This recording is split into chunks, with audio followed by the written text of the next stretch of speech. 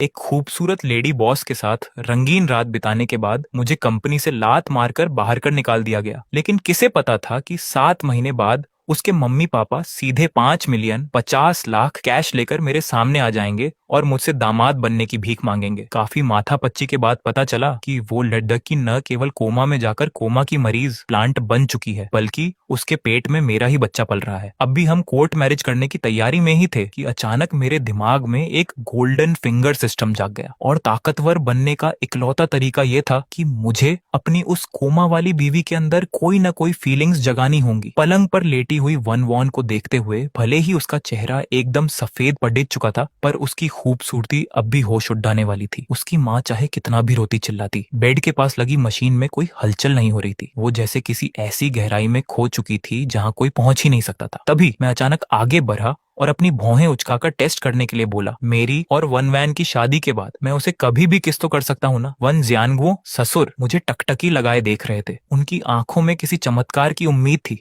उन्होंने जोर से सिर हिलाया और कहा कि हाँ, कर सकते हो। तभी मैंने आगे बढ़कर उसे किस किया, लेकिन मशीन पर चल रही लाइन अब भी एकदम सपाट और शांत थी। इसी बीच सरकारी दफ्तर के लोग घर आ गए और पहले से तैयार फोटो पर स्टैंप लगाकर हमारी शादी पक्की कर दी। जैसे ही वो लाल किताब मेरे हाथ में आई, मेरे दिमाग के अंदर अचानक एक रोबोट जैसी आवाज गूंजी, टिंग। फीलिंग सिस्टम पूरी तरह चालू हो चुका है। जब भी आप वन वन के अंदर कोई भी फीलिंग जगाएंगे, आपको फीलिंग पॉइंट्स मिलेंगे जिससे आप लॉटरी निकाल सकते हैं। ये सुनते ही मेरी खुशी का ठिकाना नहीं रहा। मैंने मन ही मन चिल्लाकर कहा, सिस्टम भाई, जल्दी से मेरा वेलकम गिफ्ट पैक चालू करो। अगले ही पल एक गर्माहट का एहसास मेरे दिमाग में तेजी से फैला। बधाई हो, आपकी मेंटल पावर भयंकर इस लेवल की हो गई है। जैसे ही मेरी याददाश्त बहुत तेज हुई, मेरे दिमाग में उस रात की एक एक बात साफ हो गई। वन वॉन उस रात सच में वर्जिन थी। अभी मैं इस बात को समझ ही रहा था कि ससुर वन जियानगुओ ने एक और बड्ढा बम फोड़ा। उनकी आंखों में चमक थी और उन्होंने साफ कहा, अब से तुम दोनों पति पत्नी हो। अगर वन वान होश में आ गई तो मैं तुम्हें सीधे 1 बिलियन 10 करोड़ हेड दूंगा। यह सुनते ही मेरी सांसें अटक गईं।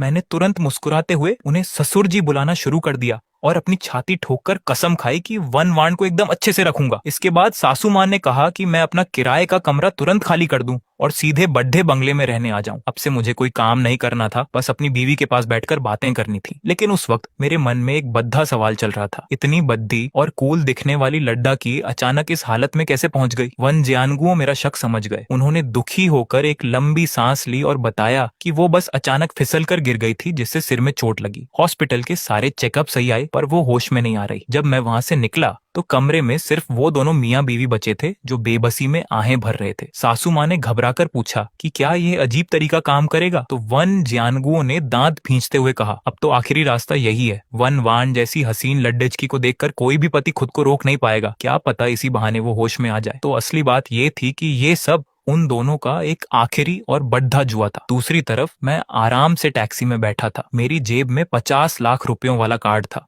और मैं मन ही मन सिस्टम को पुकार रहा था, सिस्टम सिस्टम जल्दी बाहर आओ। वन वान तो इस वक्त कोमा में है, मैं ऐसा क्या करूं जिससे उसके अंदर कोई फीलिंग जगे। तभी सिस्टम की वो ठंडी आवाज आई और उसने कहा कि मशीन को कुछ पता न चले, इसका मतलब ये नहीं कि वन वॉन के मन में कुछ नहीं चल रहा। बाकी मुझे क्या तरीका अपनाना है ये मुझे खुद सोचना होगा। सिस्टम की इसमें कोई जिम्मेदारी नहीं है। ये सुनकर मैंने चालाकी दिखाई और पूछा, अच्छा ये तो बताओ, मेरी ये एस लेवल की मेंटल पावर कितनी दमदार है। सिस्टम ने बिना टाइम गंवाए जवाब दिया कि लेवल्स एस से लेकर एस तक होते हैं। सिर्फ एस लेवल ही आम इंसानों से 100 गुना ज्यादा ताकतवर है। इससे आप सब कुछ एक बार में याद रख सकते हैं और प्रैक्टिस के बाद चीजों को बिना छुए हिला सकते हैं या किसी के दिमाग पर सीधा हमला भी कर सकते हैं। यह सुनते ही मेरा दिल जोर से धड़का। इसका मतलब तो ये हुआ कि मैं वन वॉन के दिमाग में जाकर उससे रोमांस कर सकता हूँ। भले ही वो जवाब न दे पाए, पर मैं अपनी तरफ से उसे ऐसी बातें या सीन भेज सकता हूँ जिससे उसे तगद्दा झटका लगे। मैंने अपनी खुशी को काबू में करते हुए पूछा, क्या सिस्टम के पास 500 क्यूबिक मीटर का स्पेस है। सिस्टम ने कहा कि ताकत बढ़ने के साथ ये और बढ़ेगा। 500 क्यूबिक मीटर तो बस एक बड्ढे डिब्बे जैसा है जो मेरे पर्सनल गोदाम की तरह काम करेगा। मैं बहुत खुश हुआ और पूछा कि लॉटरी का क्या सीन है। 10 पॉइंट्स में एक बार चांस मिलेगा और दिन में 3 बार कर सकते हैं, क्या सच में कुछ भी निकल सकता है। सिस्टम के हाँ कहते ही मैं हंस पड़ा। अब वन वॉन को ठीक करने का जिम्मा सिर्फ सिस्टम का था। तभी मेरा फोन बजा। फोन ससुर जी का नहीं, बल्कि मेरी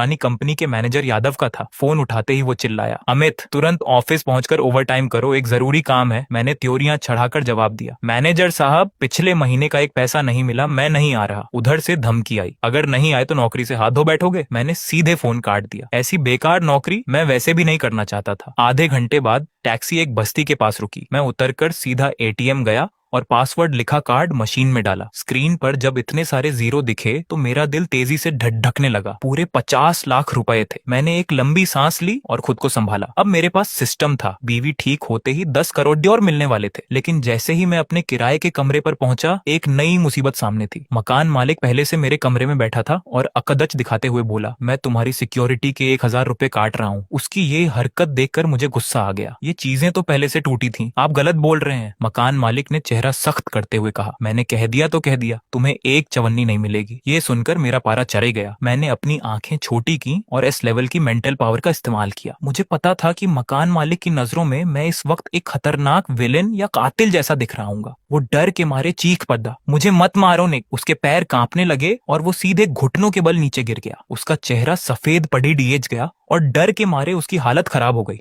वो पागलों की तरफ फर्श पर सिर पटकने लगा, जिससे खून निकलने लगा। मैंने ठंडी नजरों से उसे देखा। पैसे वापस करोगे? मकान मालिक ने हाँ में सिर हिलाया। हाँ बिल्कुल, सिर्फ सिक्योरिटी नहीं, पुराना किराया भी वापस दे दूंगा। उसका यह डर देखकर मैंने अपनी पावर हटा ली। जैसे ही वो भारी दबाव खत्म हुआ, उसने तुरंत पैसे ट्रांसफर किए और कमरे से ऐसे भागा जैसे भूत देख लिया हो और बड़बड़ाया, तुम बहुत डरावने हो। मकान मालिक का किस्सा खत्म करके मैंने अपने घर पर वीडियो कॉल किया। बेटा अभी तक सोए नहीं? मेरी माँ सुनीता का मुस्कुराता चेहरा स्क्रीन पर आया। मैंने हंसकर कहा, माँ मैंने एक बड़ी डील पक्की की है, कंपनी से बोनस मिला है, मैं आपको 20,000 भेज रहा हूँ, कम मत समझना। ये सुनकर माँ हैरान रह गई। एक डील का इतना सारा पैसा? मैं मन ही मन हंसा कि यह तो जिंदगी भर की डील है, जिसमें 50 लाख अभी मिले हैं और 10 करोड़ बाकी हैं। पर मैंने ऊपर से कहा, ऑफिस में दूसरों को तो मुझसे भी ज्यादा मिला है। सुनीता माँ ने मना करते हुए कहा, पैसे तुम अपने पास रखो, आगे शादी में काम आएंगे। मैंने सोचा कि शादी तो हो चुकी है और साथ में बच्चा भी आने वाला है, पर यह सब अचानक बताना सही नहीं होगा। तो मैंने कहा, माँ मेरे पास पैसे हैं, ये 20,000 आप दोनों के लिए हैं। कॉल काटकर मैंने अपने पास जमा रुपयों में से 20,000 माँ को भेज दिए। 1 घंटे बाद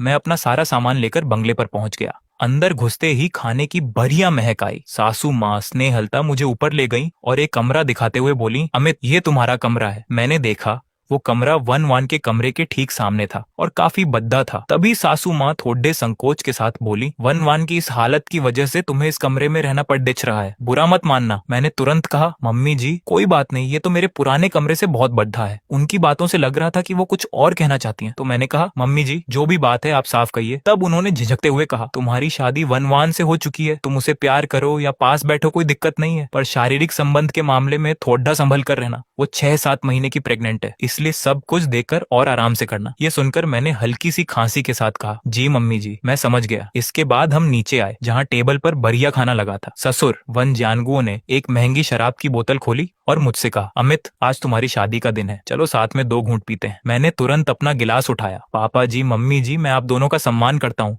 उस रात जो कुछ भी हुआ उसके लिए मुझे सच में पछतावा है। सासू माँ ने एक सांस ली, अब हम एक ही परिवार हैं, पुरानी बातें छोड़ दो। शायद यही किस्मत को मंजूर था, अगर ये बच्चा न होता तो हमारे लिए ये सब मानना मुश्किल होता। ससुर जी बिना कुछ बोले बस चुपचाप पीते रहे। देखते ही देखते हम दोनों ने बोतल खाली कर दी। मुझे अचंभा हुआ कि मेरी पीने की क्षमता इतनी कैसे बढ़ गई। पहले मैं थोड़े में ही ढेर हो जाता था, पर आज इतनी पीने के बाद भी मेरा दिमाग एकदम साफ था। मैं समझ गया कि ये सब मेंटल पावर बढ़ने का कमाल है। ससुर जी ने मेरी पीठ थपथपाई, अमित तुम्हारी क्षमता अच्छी है, जब 1-1 ठीक हो जाएगी तब हम फिर साथ बैठेंगे। मैंने पूरी मजबूती से कहा, पापा जी वो जरूर ठीक होगी। इसके बाद अमीर सास ससुर वहां से चले गए। उस बड्ढे बंगले में अब सिर्फ मैं और सोती हुई 1-1 अकेले थे। मैं उसके कमरे में गया तो वहां मौजूद दोनों काम वालियां मुझे नमस्ते करके बाहर चली गईं। मैं बेड के पास बैठा और 1-1 के खूबसूरत चेहरे को देखकर खो गया। कौन सोच सकता था कि शहर की सबसे खूबसूरत लड़की अब मेरी बीवी है और मेरे बच्चे की माँ बनने वाली है। मैं उसके थोड़ा पास गया और धीरे से कहा, कितनी सुंदर है। पर मैंने उसे किस नहीं किया, बल्कि अपनी मेंटल पावर को धीरे से उसके दिमाग की तरफ बढ़ाया। मैंने उसके मन में अपनी बात भेजी, 1-1 मैं अमित हूँ। जैसे ही ये बात पहुंची दिमाग में आवाज आई, फीलिंग पॉइंट्स +3। मेरी आंखें चमक उठी। मैंने मशीन की शांत लाइनों को देखा और फिर से उसके मन में कहा, 1-1 तुम प्रेग्नेंट हो, ये हमारा बच्चा है। फिर आवाज आई, फीलिंग फीलिंग पॉइंट्स +9। यह तरीका काम कर रहा था। मेरे चेहरे पर मुस्कान आ गई। मैंने एक और बड्ढी बात कही, आज हमारा कोर्ट मैरिज हो चुका है, अब तुम कानूनी तौर पर मेरी बीवी हो। सिस्टम बोला फीलिंग पॉइंट्स +5। पॉइंट्स कमाना इतना आसान देखकर मेरा उत्साह बढ़ गया। मैंने उसे चिढ़ाते हुए कहा,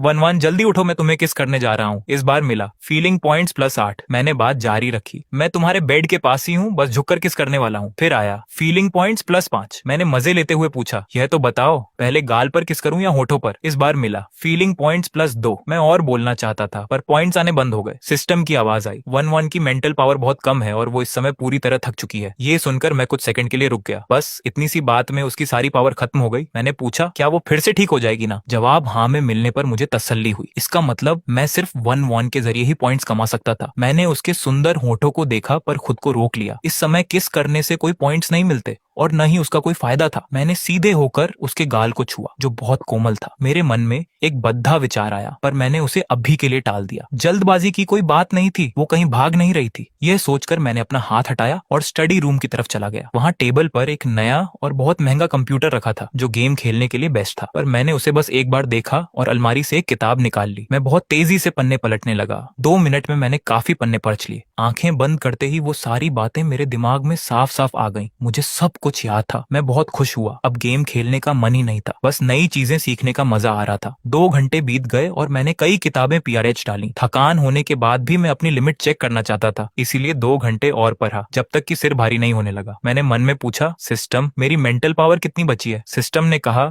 अभी भी आम इंसान से 30 गुना ज्यादा है। इतनी पावर होने पर भी थकान क्यों हुई? सिस्टम ने समझाया कि जब ये 50% से कम होती है तो शरीर थकने लगता है और 30% से कम होने पर बहुत ज्यादा थकान होती है। चाहे जितनी भी कोशिश करो 20% पावर हमेशा बची रहती है। ये सुनकर मुझे बात समझ आई। अच्छी बात ये थी कि 4-5 घंटे की गहरी नींद से ये फिर से पूरी तरह ठीक हो सकती थी। मैंने टाइम देखा, काफी रात हो चुकी थी। नहाने के बाद मैं फिर से 1-1 के कमरे में गया और सोचने लगा कि बीवी इतनी सुंदर और अमीर है और यह तरीका भी परफेक्ट है। 5 घंटे बीत चुके थे, पता नहीं उसकी पावर वापस आई या नहीं। यह सोचते हुए मैंने फिर से उसके दिमाग में बात भेजी, 1-1 मैं तुम्हें किस करने वाला हूँ। सिस्टम ने कहा, QU फीलिंग पॉइंट्स +13। ये सुनते ही मेरी बांछें खिल गईं। उसकी पावर वापस आ चुकी थी तो अब रुकना कैसा। मैंने झुककर सीधे उसके होठों पर किस कर लिया। दिमाग में पॉइंट्स की झिड्डी लग गई। +14 फिर +9। जब आवाज आनी बंद हुई तो मैंने फिर से उसके मन में कहा, अभी तो बस होठों को छुआ है, कुछ ज्यादा किया भी नहीं। फिर भी कोई हलचल नहीं। लेकिन 1-1 की तरफ से अब कोई रिस्पॉन्स नहीं आया। जब कोई हलचल नहीं हुई तो मैं खुशी खुशी अपने कमरे में आ गया ताकि अपनी कमाई चेक कर सकूं। मैंने मन में कहा, सिस्टम चेक करो मेरे पास कुल कितने पॉइंट्स हैं। सिस्टम की आवाज आई, आपके पास कुल 88 फीलिंग पॉइंट्स हैं। मैंने हिसाब लगाया कि इस बार मुझे 46 पॉइंट्स मिले जो पिछली बार से ज्यादा थे। इसका मतलब 1-1 की मेंटल पावर भी BRH रही थी। यह सोचकर मैंने सिस्टम को ऑर्डर दिया, 10 पॉइंट्स का इस्तेमाल करके लॉटरी घुमाओ। चलो पहली बार ट्राई करते हैं। तभी मुझे 10 इमोशन पॉइंट वाला एक लकी ड्रा मिला। सिस्टम ने सिग्नल दिया कि लंबाई 1 सेंटीमीटर बढ़ गई है। मैं गुस्सा होने ही वाला था कि सिस्टम बोला, चाहो तो ये इनाम वापस कर सकते हो। मैंने तुरंत पलटी मारी और कहा, अरे भाई जब आ ही गया है तो वापस भेजने का क्या फायदा, रख लो। इसके बाद जब मैंने अगली 2 बार किस्मत आजमाई तो एक बार पानी की बोतल मिली और दूसरी बार पूरे बदन में एक मस्त गर्माहट दौड़ गई। सिस्टम की आवाज आई, बधाई हो, आपकी ताकत 1 पॉइंट बढ़ गई है। अब आपकी ताकत 12 पॉइंट है। पल भर में मुझे लगा कि मुझ में गजब की ताकत आ गई है। हाथों के डोले साफ साफ बाहर आते दिखने लगे। भाई साहब, ये तो जिम में पसीना बहाने से कहीं ज्यादा आसान और मजेदार था। मुझे समझ आ गया कि बस इमोशन पॉइंट मिलते रहे तो ताकत, रफ्तार, सब कुछ एकदम टॉप क्लास हो जाएगा। अगले दिन अलार्म की आवाज से मेरी नींद खुली। मैंने अपना सिर पीटा, अरे नौकरी तो छोड़ ही चुका हूँ तो अब काम पर जाने का क्या नाटक। मुंह हाथ धोकर मैं उस हसीन लड़की के कमरे में गया। भाई साहब, मेरी तो आंखें खुली की खुली रह गईं। वह कोमा में होने के बाद भी अपनी आंखें खोले बैठी थी। मेरा दिल जोर से धड़का कि वह होश में आ गई, लेकिन वहां खड़ी काम वाली ने तुरंत मना करते हुए सिर हिलाया। अरे मिस्टर रयान, ऐसा कुछ नहीं है, ये बस एक नेचुरल रिएक्शन है। आंखें खुली जरूर हैं पर वह कुछ देख नहीं सकती। मैंने उसकी सूनी आंखों को देखा। फिर काम वाली जो उसे लिक्विड खाना खिला रही थी उसे देखकर पूछा, इसकी सेहत का ख्याल तो ठीक से रखा जा रहा है ना? काम वाली तपाक से बोली, आप बिल्कुल फिक्र मत कीजिए, एक खास डॉक्टर हैं जो खाने पीने का पूरा ध्यान रखते हैं। मैडम और उनकी बेटी दोनों की सेहत एकदम बढ़िया रहेगी। ये बोलते ही काम वाली का चेहरा सफेद पड़ गया। दोनों की सेहत, मेरी आंखें चमक उठी। मैंने उसे घूरते हुए पूछा, क्या उसके पेट में बेटी है? काम वाली डर के मारे हाथ हिलाने लगी। मुझे कुछ नहीं पता साहब, लेकिन मैं तो दिल ही दिल में मुस्कुरा उठा। मैंने बड़े प्यार से कहा, टेंशन मत लो, मुझे बेटियां बहुत पसंद है। सच में बेटी होने वाली है क्या? जब काम वाली ने देखा कि मैं गुस्सा नहीं हूँ तो उसने चैन की सांस ली और धीरे से फुसफुसाकर बोली, जी हाँ, मैडम के पेट में लड़की ही है, पर बड़े साहब ने हमें ये बात किसी को बताने से मना किया था। आप प्लीज किसी से मत कहना। मैंने अपना सीना चौड़ा करके कहा, फिक्र मत करो, मैं उसका पति हूँ। जब तक तुम लोग अपना काम अच्छे से करोगी, कोई तुम्हें नौकरी से नहीं निकाल सकता। दोनों काम वालियों के चेहरे पर खुशी देखकर और नीचे जाकर एक नंबर नाश्ता करके मुझे बड़ा मजा आया। नाश्ता करने के बाद मैं फिर से उसके कमरे में गया। दोनों काम वालियां समझदारी दिखाते हुए बाहर चली गईं। मैं थोड़ा झुका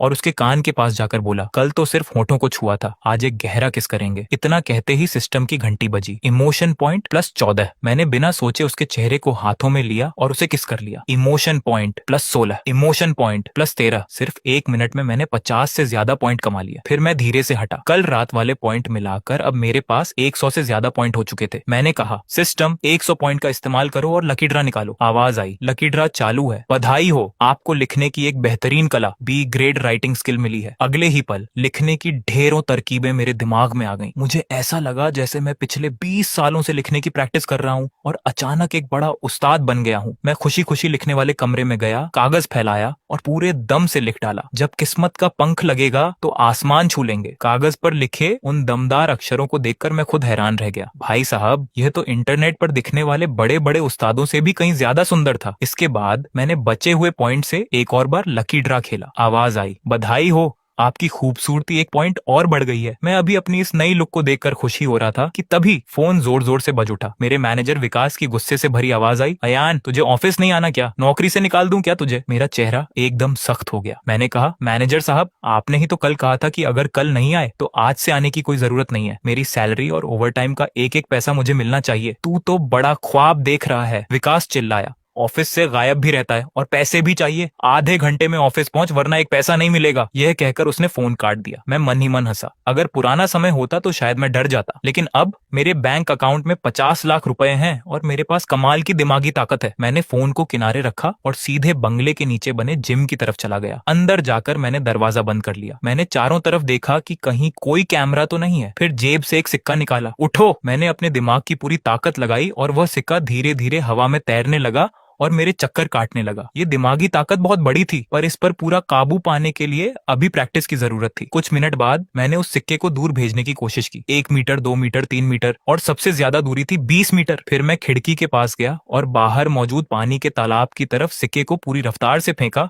और 20 मीटर की दूरी पर जाकर अपना दिमागी काबू हटा लिया। शूश! सिक्का हवा को चीरता हुआ 200 से 300 मीटर प्रति सेकंड की रफ्तार से आगे निकल गया, लेकिन मैंने अपना सिर हिलाया। सिक्के का आकार हवा को ज्यादा रोकता है। अगली बार लोहे की छोटी गोलियां, बॉल्स इस्तेमाल करनी होंगी। मैं अभी अपनी प्रैक्टिस कर ही रहा था कि तभी जिम के दरवाजे पर दस्तक हुई। काम वाली ने बाहर से बड़े अदब से कहा, मिस्टर अयान, बड़े बड़े ब्रांड्स के 3 मैनेजर आए हैं। वे आपके लिए बहुत सारे कपड़े लेकर आए हैं ताकि आप अपनी पसंद के कपड़े चुन सकें। मैं हैरान रह गया, इतने बड़े ब्रांड्स खुद घर पर सर्विस देने आए हैं? काम वाली ने तुरंत बताया, यह सब मालकिन ने भिजवाया है। उन्होंने कहा है कि आपको जो भी पसंद आए आप रख सकते हैं। मैं ऊपर आया। तीनों मैनेजरों ने मुझे देखते ही झुककर सलाम किया, जैसे मैं ही इस पूरे घराने का असली मालिक हूँ। भले ही मैंने आम से कपड़े पहने थे, पर मेरी 6 फीट की हाइट और बेहतरीन बॉडी की वजह से जब मैंने वे महंगे कपड़े पहने तो मेरा पूरा लुक ही बदल गया। सीधा सीधा कहें तो एकदम हीरो। 1 घंटे में मैंने 6 जोड़ी कपड़े पसंद कर लिए। जब मैंने उनकी कीमत पूछी तो मैनेजर बोला, सर, मालकिन ने पहले ही पेमेंट कर दी है। इन सभी कपड़ों की कीमत लगभग 20 लाख रुपए है। 20 लाख? मैं मन ही मन चौंक गया। ये तो बिल्कुल लूट है भाई। मैंने तुरंत सास को फोन किया और उनका शुक्रिया अदा किया। फोन पर वह हंसते हुए बोली, अरे बेटा, अभी इससे ही काम चला लो। मैं तुम्हारे लिए बिल्कुल खास नाप के कपड़े बनवाना चाहती थी, पर समय बहुत कम था। इसे वे काम चलाओ कह रही थी। सास ने आगे कहा, हम आज बहुत बिजी हैं, इसलिए वहां नहीं आ पाएंगे।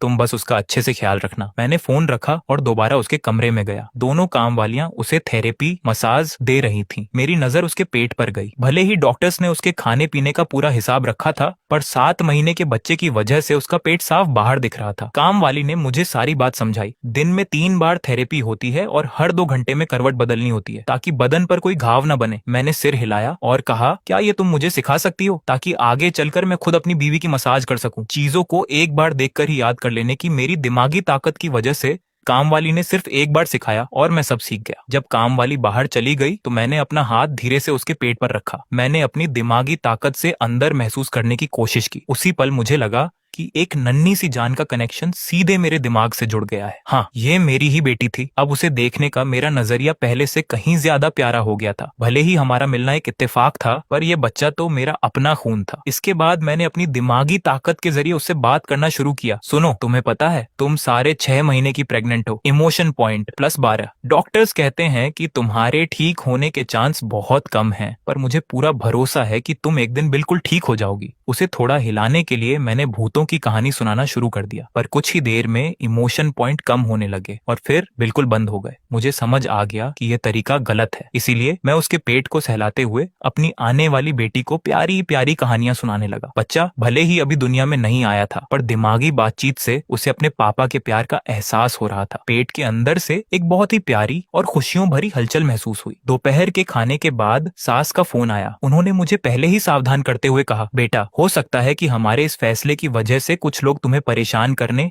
या नीचा दिखाने की कोशिश करें। अगर कोई भी तुम्हें तंग करे तो डरना मत, तुरंत मुझे फोन करना। मैं और तुम्हारे ससुर हमेशा तुम्हारे पीछे ढाल बनकर खड़े रहेंगे। ये सुनकर मेरा दिल भर आया। मेरी सास ने इतनी अमीर होने के बाद भी कभी घमंड नहीं दिखाया, यहाँ तक कि घर जमाई बनने जैसी कोई कड़वी बात भी नहीं कही। लेकिन ठीक अगले ही पल सास ने फोन पर कुछ ऐसा कहा जिससे मेरी धड़कनें तेज हो गईं। वैसे तुम इन 2-4 दिनों में थोड़ी तैयारी कर लो, मैं और तुम्हारे अंकल कुछ टेबल्स बुक करेंगे और तुम्हें कुछ खास लोगों से मिलवाएंगे। मैंने हैरान होकर पूछा, पर आपने तो कहा था कि कोई फंक्शन नहीं होगा। आंटी ने समझाया, अरे बाबा, ये कोई शादी का फंक्शन नहीं है, बस तुम्हें इस घर के दामाद के तौर पर सबके सामने ऑफिशियल इंट्रोड्यूस करवाना है। फोन कटे ही मुझे एक तगड़ा प्रेशर महसूस हुआ। अब तो भाई अपनी पावर को जल्दी से जल्दी बढ़ाना ही होगा। मैं तुरंत घर से निकला, एक हार्डवेयर की दुकान पर गया और वहां से अलग अलग साइज की लोहे की गोलियां और ढेर सारे तेज धार वाले ब्लेड खरीद लिए। वो गोलियां दूर से हमला करने के लिए थीं और ब्लेड पास की लड़ाई के लिए। घर लौटकर मैंने वो सारा सामान अपनी जादुई सिस्टम स्पेस में छुपा दिया। इसके बाद शुरू हुई मेरी ताबड़तोड़ ट्रेनिंग। मैंने मन में सोचा और एक छोटी सी लोहे की गोली मेरे हाथ में आ गई। दिमाग की ताकत से फोकस करते ही वो गोली 500 मीटर पर सेकंड की रफ्तार से सीधे आगे निकल गई, पिस्तौल की गोली से भी तेज।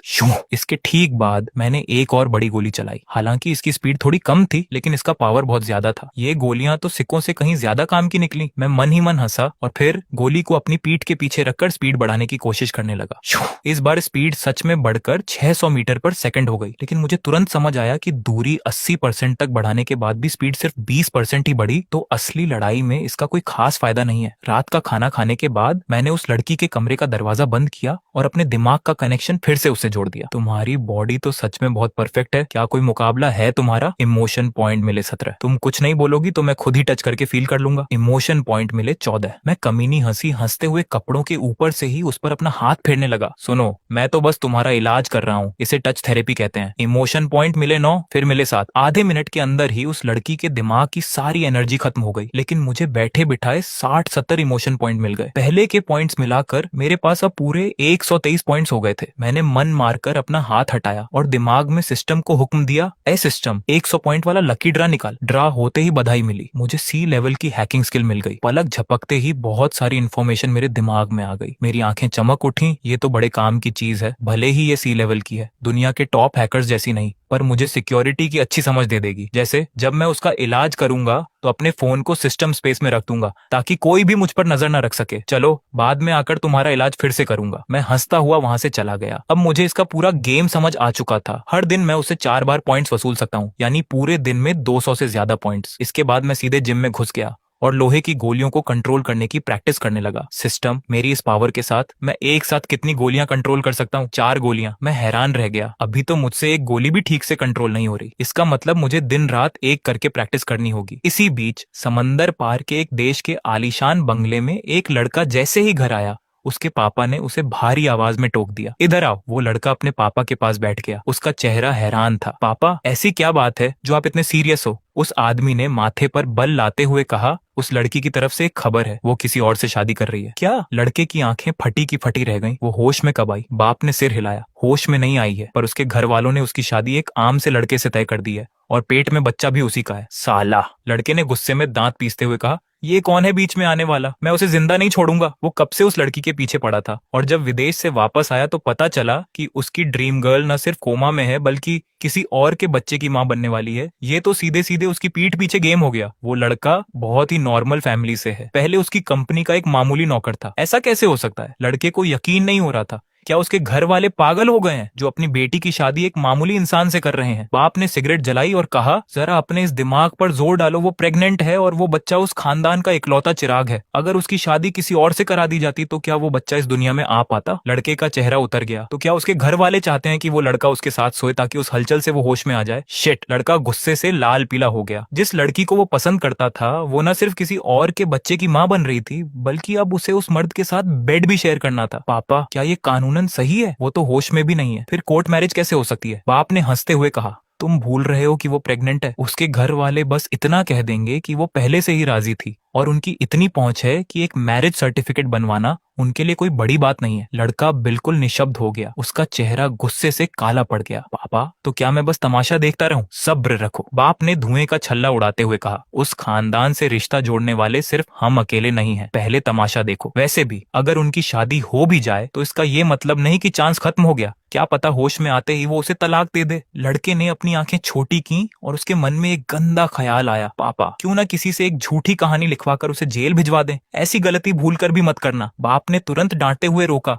वो अब उस घर का दामाद है, ऐसा कुछ भी किया तो उस खानदान से दुश्मनी तो होगी ही, साथ ही उस लड़की की इज्जत भी खराब होगी। वो लोग तुम्हें कहीं का नहीं छोड़ेंगे। लड़के का रंग उड़ गया, वो तुरंत शांत हो गया। उस बड़े खानदान की पावर के सामने उनका टिक पाना नामुमकिन था। पापा, मैं तो बस ऐसे ही कह रहा था। लड़के ने गुस्से में सोचा, वो तो एक मामूली सा देहाती है, जब वो होश में आएगी तो भला उसे क्यों भाव देगी? इसी समय एक दूसरे शहर में ससुर जी अपनी मीटिंग खत्म करके निकले ही थे कि उनकी वाइफ का फोन आया। अजी, सुनते हो, किसी को पता चल गया है कि हमारी बेटी और दामाद ने कोर्ट मैरिज कर ली है। ससुर जी ने आंखें सिकोड़ी। इतनी जल्दी? उन्हें तुरंत समझ आ गया कि जरूर कोई ना कोई उस बंगले पर नजर रख रहा था, जिसने दामाद को आते जाते देखा और कोर्ट में जाकर सब पता लगा लिया। वाइफ ने कहा, तो फिर हम कब कुछ टेबल्स बुक करके दामाद को अपने रिश्तेदारों से मिलवाएं? ससुर जी ने सोचकर कहा, 3 दिन बाद का दिन सही रहेगा। तुम जरा उससे पूछो कि उसके पास ड्राइविंग लाइसेंस है या नहीं। अगर है तो उसे मेरे गैरेज में ले जाकर कोई भी एक कार चुनने को कहो। वाइफ चौंक गई। क्या सच में? आपकी वो गाड़ियां तो आपकी जान है। ससुर जी ने आह भरी। गाड़ियां चाहे कितनी भी कीमती हो, क्या वो हमारी बेटी से ज्यादा कीमती है? मैं बस यही चाहता हूँ कि दामाद हमारी बेटी को ठीक कर दे। वाइफ एकदम चुप हो गई। सबसे महंगी कार करोड़ों की है, अगर दामाद ने वही चुन ली तो? उसने आगे कहा, अच्छा सुनो, तुम खुद आकर ही उसे वो गिफ्ट करना।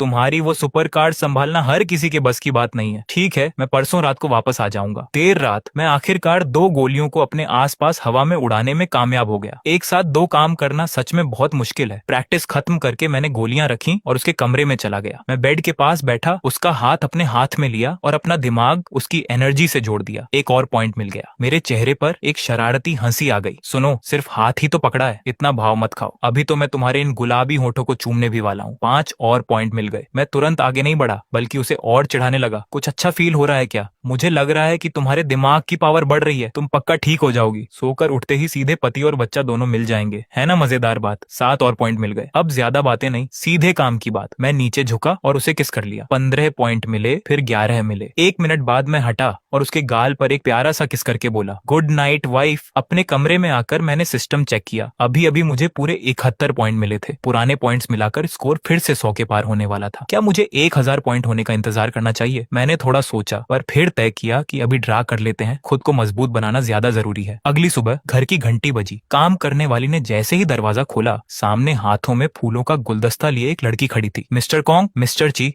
मिस तांग यहाँ मिस वैन से मिलने आई हैं। वह मिस वैन की दोस्त है। मैं आगे बढ़ा तो देखा कि एक बेहद सुंदर लड़की खद्दी है। हालांकि वह वैन वॉन से थोड़ी कम खूबसूरत थी। वह लड़की, जिसका नाम तांग यिन था, मुझे ऊपर से नीचे तक देख रही थी और जैसे ही कुछ बोलने वाली थी, मैंने सीधे कहा, हेलो, मैं ची यू हूँ, वैन वान का पति। तांग यिन एकदम से सन्न रह गई। क्या? मुझे क्यों नहीं पता कि वैन वान का कोई पति भी है? मैं मुस्कुराया। हम लोगों ने परसों ही कोर्ट मैरिज की है, इसलिए आपको नहीं पता तो ये नॉर्मल है। वेनवान से मिलने आने के लिए थैंक्स। प्लीज अंदर आइए। तांग यिन ने अपनी भौहें सिकोड़ी और अंदर आ गई, लेकिन जैसे ही वह मेरे पास आई, मेरे दिमाग की घंटी बजी। मुझे उससे एक अजीब सा खतरा महसूस हुआ। सिस्टम, क्या तांग यिन मार्शल आर्ट्स जानती है? सिस्टम, इस सिस्टम में ऐसा कोई फीचर नहीं है, यूजर खुद पता लगाए। मेरा दिल थोड़ा शांत हुआ। तांग यिन से खतरा सिर्फ पास आने पर महसूस हुआ। इसका मतलब उसकी ताकत मेरे सामने कुछ भी नहीं है। कोमा में बैठी पत्नी से अभी शादी हुई ही थी कि उसकी मार्शल आर्ट्स वाली सहेली घर आ धमकी। पर मुझे उम्मीद नहीं थी कि उसका पहला सवाल यही होगा कि मैंने एक कोमा में सोई लड़देचकी से शादी क्यों की। मैंने शांति से जवाब दिया, ये सब उसके मम्मी पापा ने तय किया है। यही नहीं, वैन वॉन के पेट में जो बच्चा है वह भी मेरा है। ये सुनते ही सहेली तांग यिन की आंखों के एक्सप्रेशन एकदम बदल गए। वैन वॉन की बेस्ट फ्रेंड होने के नाते वो जानती थी कि वैन वॉन का पहला एक्सपीरियंस अनजाने में मेरे जैसे एक आम इंसान के साथ हुआ था। हालांकि उसने मुंह से कुछ नहीं कहा, पर उसकी आंखों में मेरे लिए साफ नफरत और शक दिख रहा था, जैसे वह सोच रही हो कि मैं वैन वॉन के लायक ही नहीं हूँ। इसके बाद तांग यिन मेरी पत्नी को देखने के लिए अकेले ऊपर कमरे में गई। उसने वैन वॉन का ठंडा हाथ पकड़ा और धीरे से एक बहुत बद्दा सीक्रेट शेयर किया। वैन वॉन, मैं आखिरकार इंटरनल पावर के शुरुआती लेवल पर पहुंच गई हूँ। तुम जल्दी से होश में आ जाओ, नहीं तो तुम्हारे पति को तो मैं एक ही घूंसे में उठा दूंगी। लेकिन वह चाहे कुछ भी कहती, बिस्तर पर लेटी लड्डकी की आंखें एकदम सूनी थी। कोई रिस्पांस नहीं था। 1 घंटे बाद तांग यिन दुखी चेहरे के साथ जिम में आई, जहां मैं पहले से उसका वेट कर रहा था। उसने जैसे ही मुंह खोला,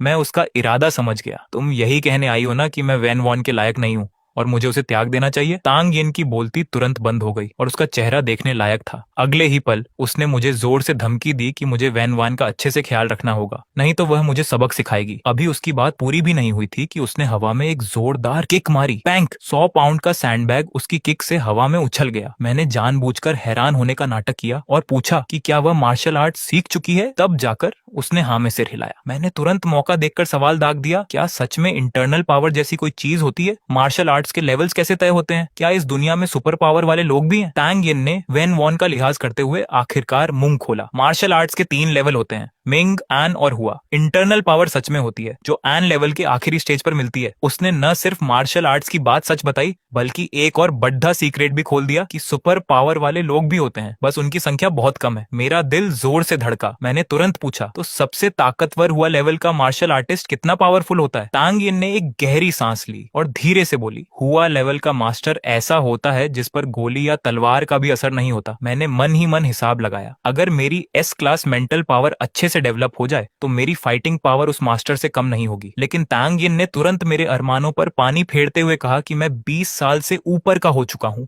और मार्शल आर्ट सीखने की सही उम्र गंवा चुका हूँ। सिर्फ इतना ही नहीं, उसने सीधे एक चेक निकालकर मेरे सामने फेंक दिया। अगर तुम वैन वॉन को ठीक कर सको तो मैं तुम्हें 5 मिलियन दूंगी। मैंने उसी समय मना कर दिया। वैन वॉन की सेवा करना मेरा फर्ज है, मुझे किसी बाहरी के दखल की जरूरत नहीं है। इस पर तांग यिन ने हंसते हुए ताना मारा, तुम दोनों का तलाक भी हो सकता है। जब भी वैन वॉन होश में आएगी, यह 5 मिलियन का ऑफर तब भी खुला रहेगा। ये कहकर वह बिना पीछे देखे वहां से चली गई। मैं तुरंत वैन वॉन के कमरे में गया और अपनी मेंटल पावर उससे कनेक्ट की। वैन वॉन, अभी तांग यिन तुमसे मिलने आई थी। वह मुझे पैसे देकर खरीदना चाहती थी ताकि मैं तुम्हारा इलाज करूं। मैं बातें करता रहा और चादर हटाकर अपना हाथ उसके सुंदर पैरों पर रख दिया। गुस्सा मत हो, मैं तो बस तुम्हारा इलाज कर रहा हूँ। Emotion points plus 12, emotion points plus 5, emotion points plus 15, emotion points plus 10। इस बार के इलाज से मुझे सीधे 80 इमोशन पॉइंट्स मिल गए। मैंने बिना सोचे समझे तुरंत 100 इमोशन पॉइंट्स का इस्तेमाल करके लकी ड्रा खेला। बधाई हो, आपको B class vehicle driving skill मिली है। गाड़ियों से जुद्धा सारा ज्ञान अचानक मेरे दिमाग में आ गया। अब मैं रेसिंग कार से लेकर टैंक तक सब कुछ मजे से चला सकता था। मैं नई कार खरीदने का प्लान बना ही रहा था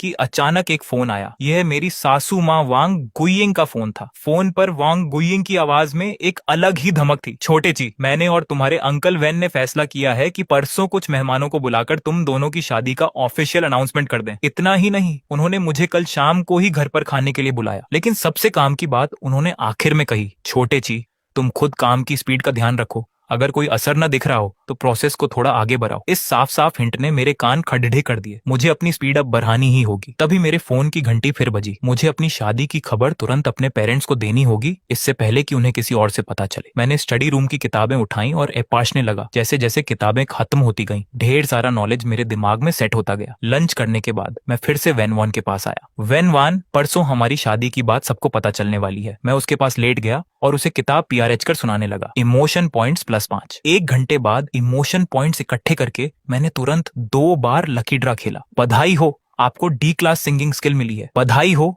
आपकी फिजिकल स्ट्रेंथ प्लस 1 हो गई है, जो अब 13 पॉइंट्स है। सिंगिंग स्किल तो कुछ खास काम की नहीं थी, लेकिन शरीर का मजबूत होना एकदम असली फायदा था। मेरे एब्स की लाइंस अब और साफ दिखने लगी थी। मैंने झुककर वैन वॉन के गाल पर एक किस किया और वहां से निकल गया। शाम को मैं जिम में अपनी मेंटल पावर की प्रैक्टिस कर रहा था कि तभी काम करने वाली बाई ने दरवाजा खटखटाया। मिस्टर जी, लुओ ग्रुप का छोटा बेटा लुओ जियोंग आया है, वह आपसे मिलना चाहता है। Luo group? मैं नीचे हॉल में गया तो देखा कि लुओ जियोंग की आंखों में मेरे लिए साफ साफ दुश्मनी दिख रही थी। वह अच्छे इरादे से नहीं आया था। मैंने मन ही मन उसकी क्लास ली। उसने आते ही सीधे पॉइंट की बात की और बड्ढे घमंड से बोला, तुम्हारा नाम चियू है ना? तुम्हारे मम्मी पापा किसान हैं। मैं सही कह रहा हूं ना? इसके बाद उसने अपने खानदान का रौब दिखाया। हमारा लुओ परिवार और वेन परिवार पुराने दोस्त हैं। हमारी प्रॉपर्टी 20-30 अरब की है। मैंने बस मुस्कुराकर कहा, जब इतने अच्छे दोस्त हो तो क्या शादी का गिफ्ट देने आए हो? लुओ जीहोंग का चेहरा एकदम उतर गया। छी यू, मैं भलाई की कह रहा हूँ। कुछ लोग तुम्हारी औकात से बाहर होते हैं। अच्छा होगा कि तुम वैन वॉन को जल्दी तलाक दे दो। मैंने अपनी भौहें उठाई और उसे चिढ़ाते हुए कहा, अब क्या करें? मैं तो पहले ही सब कुछ कर चुका हूँ। वैन वॉन के पेट में इस समय मेरा ही बच्चा है। लुओ जीहोंग का दम फूलने लगा।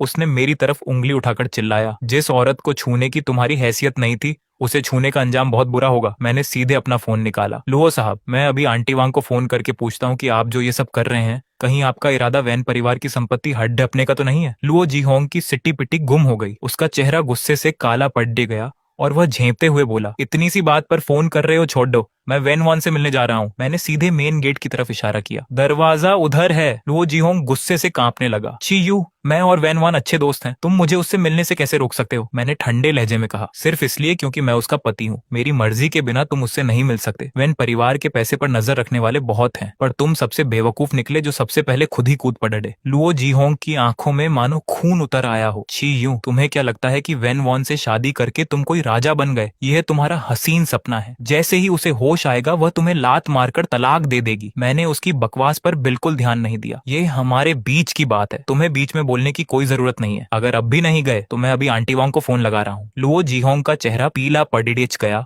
और वह आखिर में एक गाली बकता हुआ वहां से पैर पटकते हुए चला गया। वह अच्छे से जानता था कि वैन वॉन के पेरेंट्स इस समय सिर्फ मेरा ही साथ देंगे। इसके बाद मैंने सीधे बाई को अनार्डर दिया, आगे से लुओ जीहोंग जब भी आए मुझसे बिना पूछे उसे गेट से ही भगा देना। यह कहकर मैं वापस जिम की तरफ चल दिया। पर मैं अच्छे से जानता था कि लुओ जीहोंग सिर्फ शुरुआत है, आगे ऐसे और भी आएंगे। मुझे बहुत जल्द और भी ज्यादा पावरफुल बनना होगा। रात को मैंने अपने पापा को वीडियो कॉल किया। फोन उठते ही पापा पहले ही बोल पड़े, बेटा जो 20,000 रुपए तूने भेजे हैं वह हमें नहीं चाहिए। तेरी मम्मी अभी थोड़ी देर में वापस ट्रांसफर कर देगी। मैंने तुरंत सफाई दी, पापा मेरे पास पैसों की कोई कमी नहीं है, मुझे आपसे बहुत इंपॉर्टेंट बात करनी है। मम्मी कहाँ है? मम्मी तुरंत कैमरे के सामने आ गई और अपनी कचर कचर शुरू कर दी। बेटा क्या तूने कोई गर्लफ्रेंड बना ली है? जल्दी कर भाई, अब तू 25 का होने वाला है। अगर अब भी कोई नहीं मिली तो हम खुद तेरे लिए लड़की ढूंढना शुरू कर देंगे। मैंने अपना गला साफ किया और एक ऐसा बम फोड़ा कि उनके होश उड़ गए। मम्मी मैंने कोर्ट मैरिज कर ली है और मैं बहुत जल्द पापा बनने वाला हूँ। पापा के माथे पर बल आ गए। ये सब क्या तमाशा है? अब मेरे पास सब कुछ सच सच बताने के अलावा कोई रास्ता नहीं था। मैंने 5 करोड़ वाली बात भी बता दी। पापा ने लंबी सांस ली और बोले, ये पैसा तुझे नहीं लेना चाहिए था, तू घर जमाई थोड़ी ही बन रहा है। मैंने बेबसी से कहा, पापा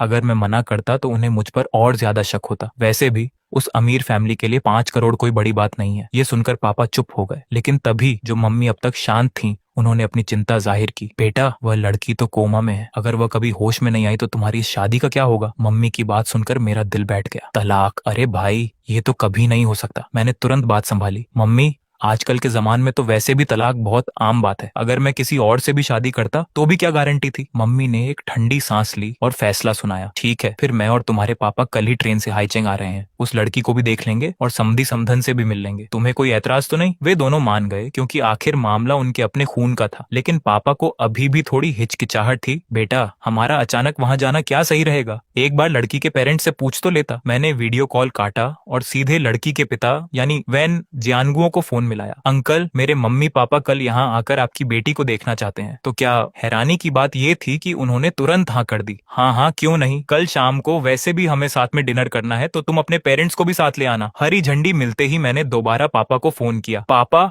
अंकल ने बोल दिया है कि कल शाम को हम सब उनके घर पर ही डिनर करेंगे। फोन के उस पार से पापा की आवाज में थोड़ी घबराहट साफ महसूस हो रही थी। सीधे उनके घर जाना सही रहेगा क्या? मैंने उन्हें संभलते हुए कहा, आप लोग पहले मेरे पास आ जाओ, उसे देख लो, फिर हम सब साथ में वहां चलेंगे। उधर मेरे मम्मी पापा इस बात को लेकर टेंशन में आ गए कि कहीं उनसे कोई ऐसी गलती ना हो जाए जिससे अमीर समधियों के सामने इंप्रेशन खराब हो जाए और बात बिगड़ जाए। तभी पापा ने कुछ सोचकर एक बहुत गहरी बात कही, ज्यादा मत सोचो, वे लोग हमसे बहुत अलग हैं। अगर आगे चलकर तलाक भी हो जाए तो इसमें कोई हैरान होने वाली बात नहीं होगी। रात के सन्नाटे में अब मेरा गेम खेलने का टाइम आ चुका था। मैं उस लड़की के बेड के पास गया और जानबूझकर दोपहर की बात छेड़ दी। सुनो, आज दोपहर को वह लड़का तुमसे मिलने आया था, लेकिन उसकी तरफ से कोई रिस्पॉन्स नहीं आया। इसका मतलब साफ था कि उस लड़के की उसकी लाइफ में कोई औकात नहीं थी। मैंने तुरंत टॉपिक चेंज किया, कल मेरे मम्मी पापा तुमसे मिलने आ रहे हैं, मेरी प्यारी बीवी। सिर्फ इतना ही नहीं, कल शाम को दोनों परिवारों की मीटिंग भी है। मैंने उसके कान के पास जाकर धीरे से कहा, सोचो अगर हमारे पेरेंट्स की आपस में नहीं जमी और उन्होंने हमारा तलाक करवा दिया तो क्यों ना आज रात ही हम लोग कुछ क्लोज आ जाएं। तभी सिस्टम से आवाज आई, इमोशन पॉइंट्स +13 +18 +15 +10। उस लड़की की मेंटल एनर्जी को पूरी तरह खत्म होते देख मैं मन ही मन हंसने लगा। यह तो बहुत जल्दी ही परेशान हो जाती है। सच कहूं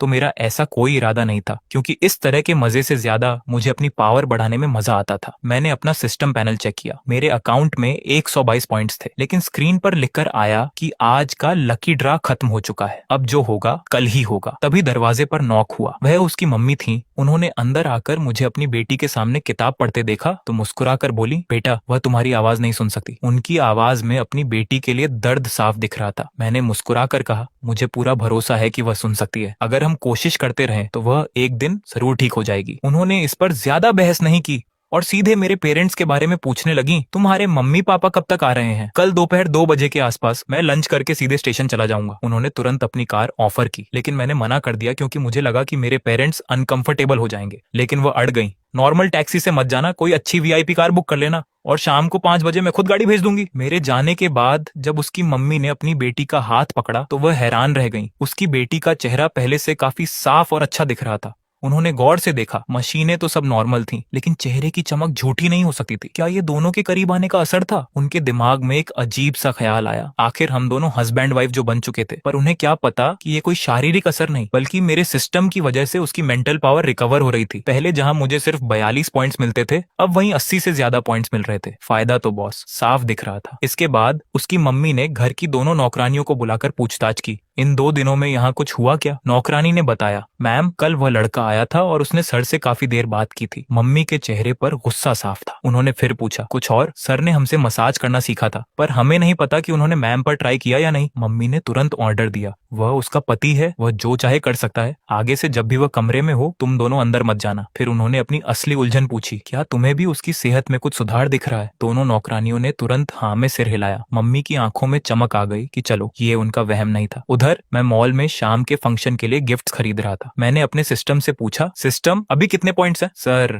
अभी आपके पास 288 पॉइंट्स हैं। कल रात से आज सुबह तक मैंने 2 बार पॉइंट्स बटोरे थे। अगर मैं 100 पॉइंट्स का रिस्क लूं तो क्या कोई बड़ा इनाम मिलने के चांस है? चांस 1% से भी कम है सर। मैंने हिसाब लगाया कि जब तक 1000 पॉइंट्स जमा नहीं हो जाते तब तक बड़ा रिस्क लेना बेकार है। मैं अभी सोच ही रहा था कि तभी सामने एक जाना पहचाना चेहरा दिखा। मैंने सोचा, छोड़ो यार, जो होगा देखा जाएगा। मैंने सिस्टम से कहा, 100 पॉइंट्स का गेम खेलो 2 बार। तभी आवाज आई, बधाई हो, आपको मिली है कमाल की कुकिंग स्किल और आपकी बॉडी पावर 3 पॉइंट बढ़कर अब 16 हो गई है। पलक झपकते ही कुकिंग का सारा ज्ञान मेरे दिमाग में सेट हो गया और पूरी बॉडी में एक गजब की एनर्जी महसूस होने लगी। अब मेरी कुकिंग किसी बड़े शेफ जैसी हो चुकी थी और बॉडी इतनी स्ट्रांग हो गई थी कि मैं अकेले ही 4-5 लोगों को आराम से धूल चटा सकता था। और सबसे बड़ी बात, अब अपनी बीवी के साथ गेम खेलने में मुझे कोई नहीं हरा सकता था। इसके बाद मैंने मॉल से करीब 20,000 रुपए के गिफ्ट्स खरीदे। भले ही उस अमीर फैमिली के सामने ये रकम कुछ भी नहीं थी, लेकिन ये दामाद की तरफ से एक शगुन था जिसे मैंने अपनी खुद की पुरानी सेविंग्स से खरीदा था। उन 5 करोड़ रुपयों को मैंने अभी तक हाथ भी नहीं लगाया था। तभी जब मैं सामान लेकर बाहर निकल रहा था, पीछे से एक आवाज आई कि यू। मैंने मुड़कर देखा तो एक ठीक ठाक दिखने वाली लड़की मुझे बड़े अचरज से घूर रही थी। अरे कुंवर श्याओलान, कितने दिनों बाद मिली। वह मेरी कॉलेज की क्लासमेट थी। वह मेरे पास आई और उसकी आंखें फटी की फटी रह गईं। किरण, तुम अचानक इतने हैंडसम कैसे हो गए? अब भाई, बॉडी पावर और वीआईपी मेंटल स्टेटस की वजह से मेरा लुक ही बदल चुका था।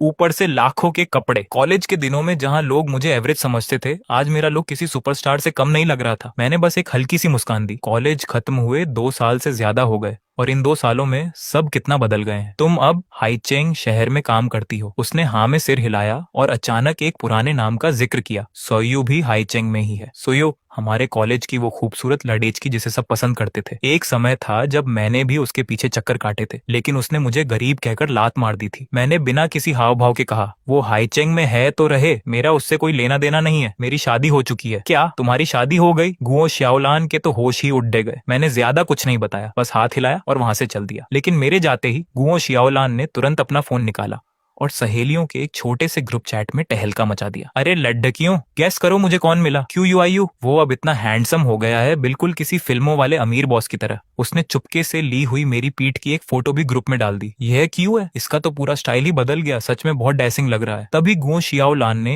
एक और बड्ढा बम फोड़ दा। क्यों कह रहा था कि उसकी शादी हो गई है। तुम में से किसी को पता है क्या? ग्रुप में एकदम सन्नाटा छा गया। अगले ही पल किसी ने सुयू को टैग किया। एड सुयू, क्या तुम्हें कुछ पता है? इसी बीच एक बड्डी सी ऑफिस बिल्डिंग में बैठी सुयू उस धुंधली फोटो को आंखें फाड़ कर देख रही थी। उसके मन में अजीब सी हलचल हो रही थी। जब उसने कियू की शादी वाली बात पढ़ी तो उसे यकीन ही नहीं हुआ। उसने तुरंत मेरा व्हाट्सएप निकाला और मैसेज किया, कियू, गुओ शियाओलान से पता चला कि तुम हाईचेंग में हो। इसके तुरंत बाद एक और मैसेज आया, मैं भी हाईचेंग में हूँ, बहुत समय हो गया मिले हुए, चलो आज शाम को साथ में डिनर करते हैं। सुयू की बातों में वही पुराना घमंड और भरोसा था, जैसे मैं आज भी उसका वही पुराना आशिक हूँ जो उसके एक इशारे पर नाचने लगेगा। लेकिन जब मैंने फोन की स्क्रीन देखी तो मुझे सिर्फ हंसी आई। जब पहले मैं उसके पीछे भागता था तब मैं उसे गरीब लगता था। आज जब गुओ शियाओलान के मुंह से सुना कि मैं सूट बूट में टिप टॉप घूम रहा हूँ तो मैडम तुरंत चिपकने आ गई। कितनी मतलबी है। मैंने स्क्रीन पर उंगलियां चलाई और सीधे 4 शब्द लिख दिए, टाइम नहीं है नो। शाम को मुझे अपने मम्मी पापा को लेकर वैन परिवार के घर जाना था। अगर मेरे पास टाइम होता भी तो भी मैं इसके साथ कभी डिनर पर नहीं जाता। सोचा नहीं था कि उसका रिप्लाई तुरंत आएगा, क्यों तो फिर कल मिलते हैं। मैंने फिर से टाइप किया, आजकल घर पर रहकर अपनी वाइफ के साथ समय बिताना है, टाइम नहीं मिलेगा। इसके बावजूद वो अपनी झूठी उम्मीदें पाले बैठी रही और एक और मैसेज भेज दिया, चलो ठीक है, जब भी टाइम मिले तब बताना। अभी भी इसे टाइम चाहिए। मैंने मन ही मन हंसते हुए उसे सीधा ब्लॉक किया और उसका नंबर डिलीट मार दिया। मैंने अपनी कोमा में सोई हुई बीवी के साथ कोर्ट मैरिज का पेपर साइन ही किया था कि मेरे पक्के दोस्त का फोन आ गया। भाई क्यों, तेरी शादी हो गई? क्या तूने सच में किसी लड़की का पेट बद्धा कर दिया है? मुझे तो समझाने का मौका भी नहीं मिला। उसने सीधे निशाने पर तीर मार दिया था। इसके बाद मैंने देखा कि हमारे कॉलेज का ग्रुप पूरी तरह पागल हो चुका था। क्लास में सबसे पहले शादी करने वाला बंदा मैं ही था, इसलिए सब मुझे टैग करके मैसेज पर मैसेज भेज रहे थे। तभी मैंने ग्रुप में सबके सामने खुलकर अनाउंस कर दिया, आप सबका शुक्रिया, मेरी शादी सच में हो गई है, अभी बस कोर्ट मैरिज की है। लेकिन मैंने साफ कह दिया, मेरी वाइफ की तबीयत कुछ ऐसी है कि मैं अभी उसके बारे में कुछ शेयर नहीं कर सकता। इस खबर से सबसे बड़ा झटका मेरी उसी मतलबी एक्स गर्लफ्रेंड सुयू को लगा।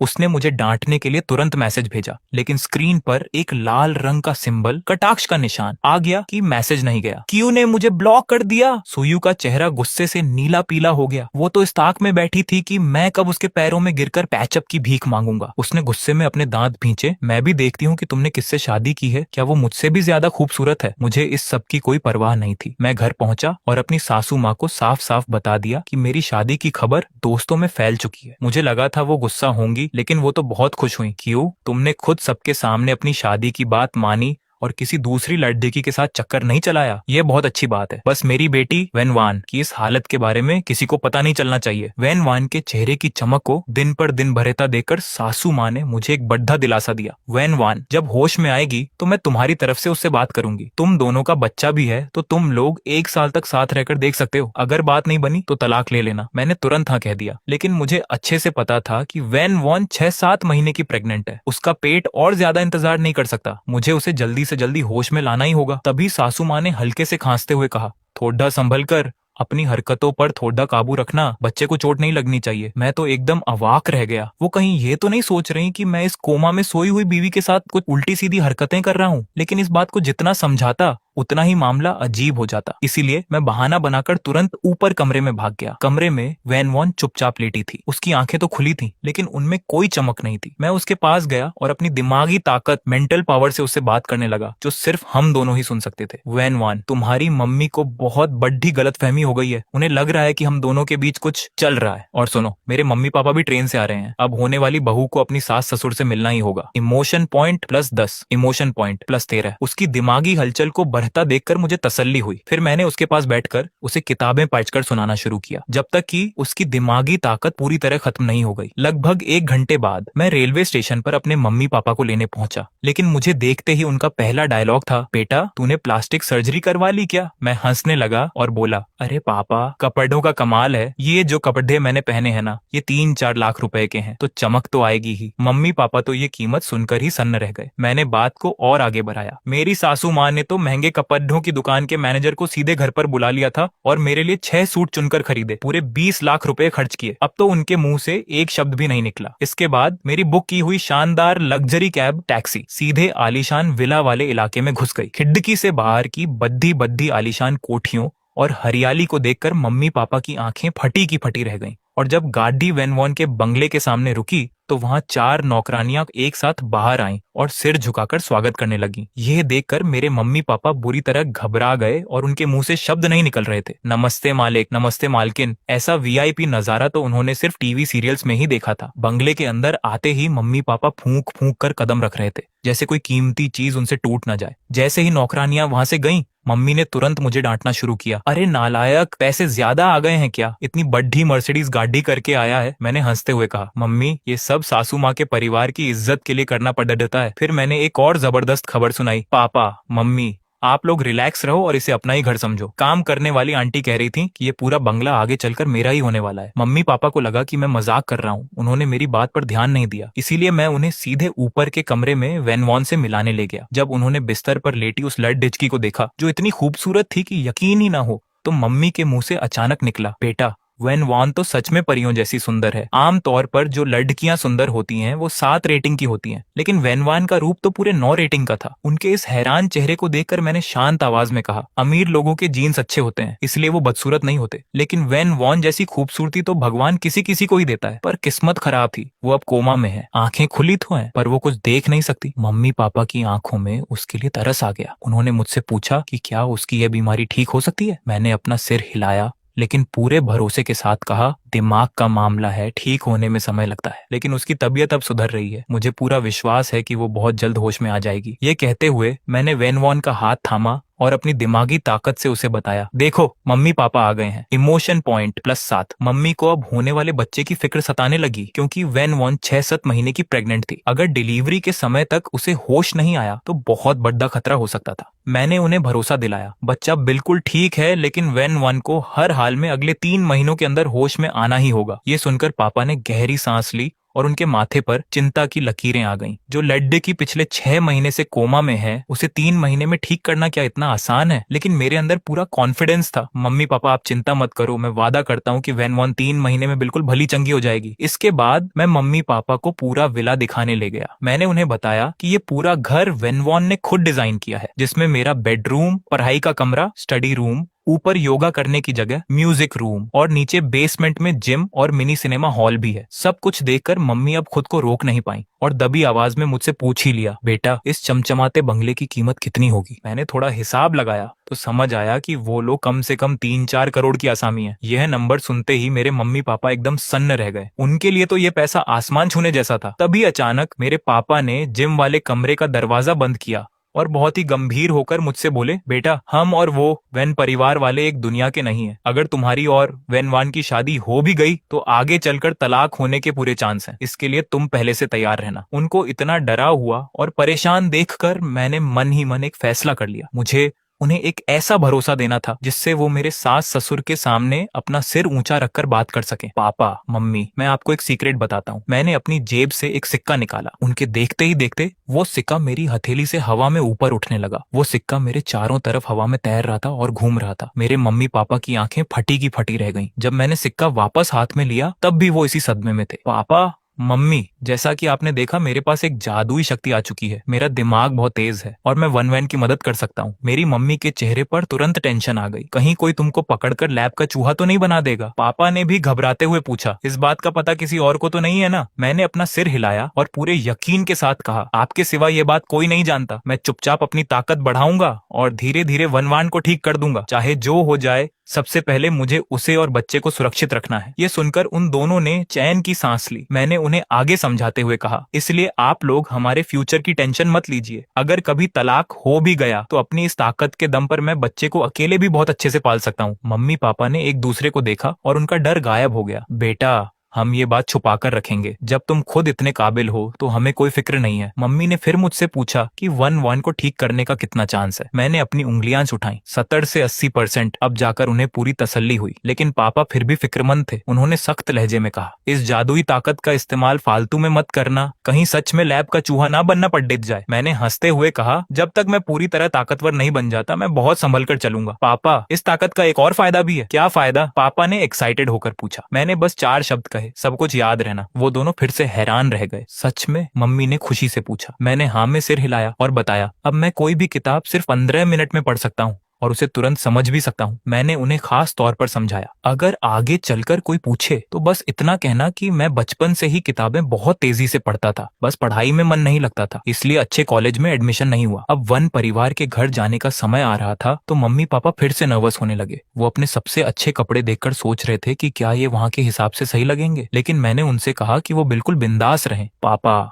मम्मी, मेरी इस ताकत के रहते हमें वन परिवार के सामने झुकने की कोई जरूरत नहीं है। अगर मेरा और 1-1 का साथ छूट भी गया तब भी हमारा परिवार आगे बहुत तरक्की करेगा। मम्मी ने मुझे आंखें दिखाते हुए कहा कि मैं हवा में ना उड़ दूं। अब बच्चा आने वाला है तो अच्छे से घर बसाओ। मुझे तो अच्छी तरह पता था कि मेरा जो सिस्टम है वो सिर्फ 1-1 के साथ ही जुड़ा है। मैं चाहकर भी उससे अलग नहीं हो सकता। शाम के ठीक 5 बजे एक लंबी रोल्स रॉयस कार हमारे दरवाजे पर आकर रुकी। 1-1 के पापा वन जियांगुओ खुद वहां आए थे। समधी जी, समधन जी, आने में कोई तकलीफ तो नहीं हुई? वन जियांगुओ के कदम अंदर आने से पहले ही उनकी दमदार आवाज आ गई थी। उन्होंने बहुत ही गर्मजोशी से मेरे पापा से हाथ मिलाया। मेरे पापा तुरंत माफी मांगने लगे कि हमारे बेटे की वजह से 1-1 की ये हालत हुई, लेकिन वन जियांगुओ ने हाथ के इशारे से उन्हें रोका और कहा कि वो तो बस एक हादसा था और उम्मीद है कि इस हादसे से एक अच्छा रिश्ता शुरू होगा। सबके बैठने के बाद वन जियांगुओ ने सीधे मुद्दे की बात की। समधी जी, अब से कीयू ही इस घर का मालिक है। आगे जो भी हो, यह विला मकान हमेशा के लिए उसी का रहेगा। मेरे पापा ने जैसे ही सुना उन्होंने तुरंत मना करना शुरू कर दिया कि इतने करोड़ों का विला वो नहीं ले सकते, लेकिन वन जियांगुओ ने उन्हें टोकते हुए कहा, समधी जी, मेरी बात सुनिए। अगर शीकी हमारी बेटी को होश में ले आता है तो एक विला तो कुछ भी नहीं है, और अगर 1-1 ठीक नहीं भी हो पाती तब भी शीकी और बच्चे के पास रहने के लिए एक अच्छी जगह होनी चाहिए। यह बात सुनकर पापा के पास मना करने का कोई बहाना नहीं बचा। इसके बाद वन जियांगुओ ऊपर 1-1 को देखने गए। जब उन्होंने देखा कि 1-1 के चेहरे का रंग पहले से काफी बेहतर दिख रहा है तो उनकी आंखें खुशी से चमक उठी। उन्होंने नीचे आकर मेरी पीठ थपथपाई। शीकी,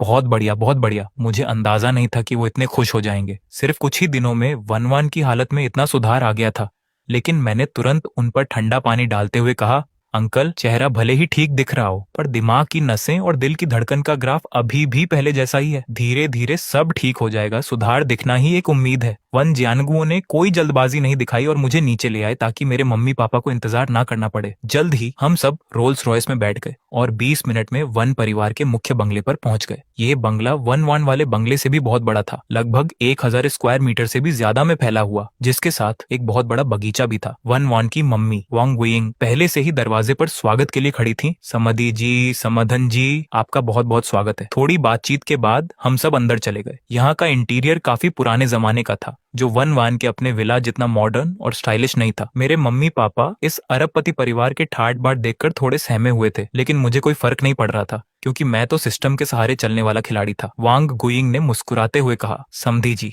अभी तो इन दोनों ने सिर्फ कोर्ट मैरिज की है, शादी का फंक्शन नहीं हुआ। हमारा सोचना है कि जब 1-1 को होश आ जाए और ये दोनों एक दूसरे को अच्छे से समझ लें तब धूमधाम से शादी करेंगे। आपका क्या ख्याल है? मम्मी ने तुरंत हामी भरी। हमें कोई ऐतराज नहीं है, ये बिल्कुल सही है। तभी अचानक मैंने बीच में कहा, आंटी, क्या मैं 1-1 के कमरे में जा सकता हूँ? हाँ बिल्कुल, अब तुम उसके पति हो। वांग गुइंग ने तुरंत नौकरानी श्याओ यान को मुझे ऊपर ले जाने को कहा। कमरा पिछले 6 महीने से बंद था, पर वहाँ एक दिन का भी नहीं था। मुझे थोड़ा अजीब लगा कि इतना अच्छा कमरा होने के बाद भी 1-1 बाहर अकेले क्यों रहने गई थी। श्याओ यान ने तमीज से जवाब दिया, मैडम को शांति पसंद थी। सर और मैम के यहाँ बहुत सारे दोस्त आते जाते रहते थे, मैडम को ये सब पसंद नहीं था, इसीलिए कॉलेज खत्म होते ही वो बाहर शिफ्ट हो गई। मैंने हाँ में सिर हिलाया और उसे बाहर भेजकर खुद आधे घंटे तक उस कमरे में अकेला रहा। जब मैं नीचे आया तो खाना तैयार था। टेबल पर ड्रिंक्स का दौर चलने के बाद वन जियांगुओ का मूड अचानक गंभीर हो गया। शी की, कल तुम्हें हमारे कुछ रिश्तेदारों और दोस्तों से मिलवाना है, पर उससे पहले मुझे तुम्हें एक जरूरी बात बतानी है। हाँ अंकल बताइए, वन जियानगुओ ने माथे पर शिकन लाते हुए कहा। बात सब जगह फैल चुकी है, इसलिए कल बहुत से लोग आएंगे, यहाँ तक कि वो लोग भी आएंगे जिन्हें नहीं आना चाहिए, जैसे कि वन वान के दादाजी। मैं एकदम सन्न रह गया। वन जियानगुओ ने मेरे मम्मी पापा की तरफ देखा और भारी आवाज में कहा, समधी जी, यह बात आपको भी पता होनी चाहिए, मेरे पिताजी शी की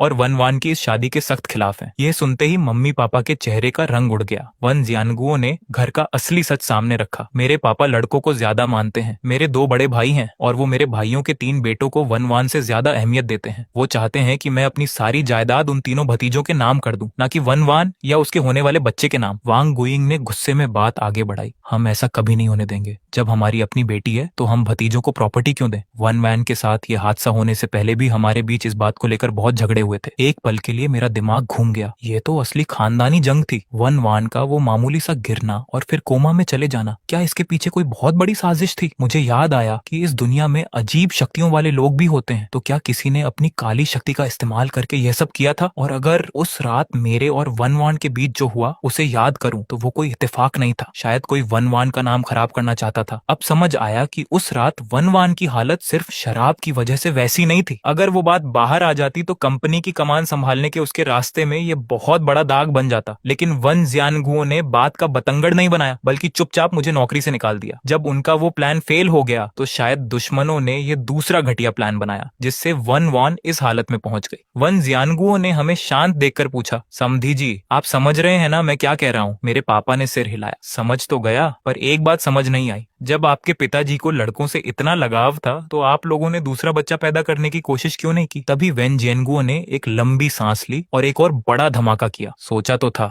लेकिन बच्चा नहीं हो सका। चेकअप की रिपोर्ट में मेरी बॉडी में ही प्रॉब्लम निकली। मेरी आंखें तुरंत छोटी हो गईं। दिमाग में एक खतरनाक आइडिया आया, क्या वेन जियानगुओ की बॉडी की प्रॉब्लम भी किसी की चाल हो सकती है? अगर ऐसा है तो ये खेल बहुत गहरा है, पर मेरे पास कोई सबूत नहीं था। अभी बोलना मतलब खुद आफत को दावत देना और उनके परिवार में फूट डालना होता। उसी वक्त वांग गुइंग ने मेरी तरफ देखा। उनकी आंखों में टेंशन साफ थी। छोटे छी, कल कुछ लोग बहुत बदतमीजी से पेश आ सकते हैं, शायद तुम्हें कुछ बातें सुननी पड़ रही। मैंने तुरंत अपनी बात रखी। वांग आंटी, मैं समझता हूँ बद्धे बुजुर्ग कुछ कहेंगे तो मैं सुन लूंगा, लेकिन अगर मेरी उम्र के किसी ने कुछ कहा तो मैं चुप नहीं बैठूंगा। वेन जियानगुओ ने फौरन बात लपकी। हाँ, हम उम्र लोगों को तुम जमकर सुनाना, और अगर बड्ढे भी हद पार करें तो तुम पलटकर जवाब दे सकते हो। बस मेरे पापा के सामने उनकी बात पूरी होने से पहले ही मैंने भरोसा दिलाया। वैन अंकल, आप फिक्र मत कीजिए। वैन दादाजी 80 साल के हैं, मैं उनसे बिल्कुल नहीं बहस करूंगा। तब जाकर वैन जियानगुओ ने सिर हिलाया और मेरे साथ जाम टकराया। फिर उन्होंने आगे समझाया, अगर कल कोई पूछे तो कहना कि तुम और वैन वॉन एक दूसरे से प्यार करते थे। सब इस रिश्ते के खिलाफ थे, इसलिए तुम दोनों छुप छुप कर मिलते थे, और यह बच्चा तुम्हारे प्यार की निशानी है। वांग गुइंग ने भी सुर में सुर मिलाया।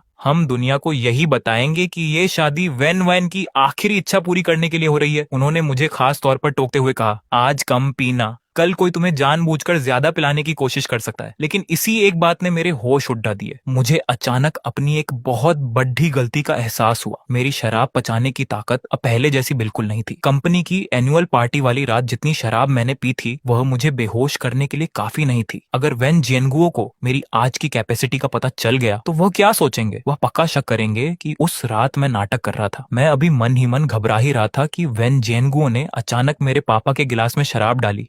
जी, छोटा चीज ज्यादा नहीं पी सकता, मैं आपके साथ पीता हूँ। मेरे पापा ने तुरंत हाथ हिलाया। मेरी कैपेसिटी नॉर्मल है, बस इतनी काफी है। पीने की कैपेसिटी। वैन जियानगुओ अचानक रुक गए। उनकी तेज आंखें तुरंत मेरी तरफ घूमी। सत्यानाश! उन्हें एहसास हो गया। मेरी कमाल की मेंटल पावर ने तुरंत भांप लिया कि वैन जियानगुओ के देखने का अंदाज बदल चुका है। हालांकि उन्होंने ऊपर से कुछ जाहिर नहीं होने दिया और नॉर्मल होकर खाना खाते रहे, लेकिन मेरी S class S grade mental power उनके दिल की खलबली को साफ महसूस कर पा रही थी। आखिरकार डिनर खत्म हुआ। वैन जियानगुओ ने अचानक मुस्कुराते हुए मुझसे कहा, छोटे ची, चलो तुम्हें एक जगह ले चलता हूँ। वह मुझे अंडरग्राउंड गैराज में ले गए। वहां का टेम्परेचर और नमी बिल्कुल परफेक्ट सेट थी, और वहां एक से बढ़कर एक दर्जनों सुपर कार्स खड़ी थी। छोटे ची, जो भी कार पसंद आए ले जाओ। वह मुस्कुरा तो रहे थे, पर मैं देख सकता था कि वह अंदर से खुश नहीं है। इसलिए मैंने सीधे मुद्दे पर आने का फैसला किया। उनकी आंखों में आंखें डालकर पूछा, वैन अंकल, क्या आप एबनॉर्मल पावर इंसानी ताकत से ऊपर की शक्ति वाले लोगों के बारे में जानते हैं? वैन जियनगुओ हैरान रह गए। मुझे थोड़ा बहुत पता है। क्या तुम्हें टांग यिन ने बताया? मैंने सिर हिलाया और सीधा पॉइंट पर आया। वैन अंकल, खाना खाते समय आपने कुछ सोचा था ना? उनकी आंखें तुरंत छोटी हो गईं। अब उन्होंने छुपाना बंद कर दिया। हाँ, मैंने सोचा था। तुम्हारी शराब पचाने की ताकत बहुत जबरदस्त है। वैन वॉन की कंपनी वाली पार्टी में तुमने काफी पी थी, लेकिन तुम पूरे होश में रहे होगे। मैंने मजाक के अंदाज में कहा, वैन अंकल, अगर आपकी कैपेसिटी इतनी अच्छी होती तो क्या आप उस सिचुएशन में जानबूझकर एक्टिंग नहीं करते? वैन जियनगुओ के पास कोई जवाब नहीं था। मैंने हल्का सा खांसते हुए मजाक बंद किया। वैन अंकल, मैं उस रात सच में होश खो बैठा था, लेकिन उनके माथे पर शिकन थी। उन्हें यकीन नहीं हो रहा था। छोटे ची, मुझे एक सही वजह चाहिए। ये मत कहना कि अचानक तुम्हारी कैपेसिटी रातों रात बरस गई। मैंने उन्हें सीरियस होकर देखा और एक एक शब्द पर जोर देते हुए कहा, वैन अंकल, आपने बिल्कुल सही गेस किया। मेरी कैपेसिटी सच में अचानक बढ़ी है। वैन जियनगुओ का मुंह खुला का खुला रह गया। वह मेरी बात सुनकर हैरान थे। मैंने तुरंत अगला सवाल दागा। आपको मेरा पहला सवाल याद है? आपने पूछा था कि क्या मैं स्पेशल पावर वाले लोगों को जानता हूँ? वैन अंकल, मैं खुद एक स्पेशल पावर वाला इंसान हूँ। मैं हंसा। वैन अंकल, दुनिया सच में अजीब है। वैन वॉन से शादी तय होने के बाद